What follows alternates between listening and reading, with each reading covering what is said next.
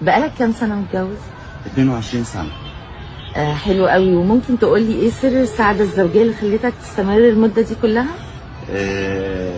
انا لما جينا نتجوز اتفقت انا وهي ان انا ساعات بتعصب واتنرفز، فلو دخلت البيت من الشغل لقيتني متنرفز او متعصب تسيبني نص ساعة ساعة تروح المطبخ تروح اوضتها، وكده الامور بتبقى زي الفل. فكرة حلوة قوي. أيوة. طيب ولو هي متنرفزة؟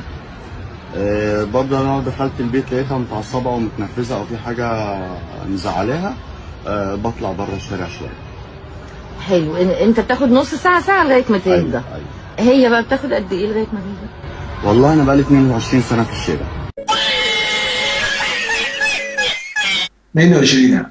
هذا ماشي سر السعادة الزوجية يا أخي في الله، هذا راه سر من الأسرار كيف تعيش في الشارع، كيف تعيش مغتربا على بيتك. راه التكرفيص هذا راه الدل المنتشر بالله قالها لك.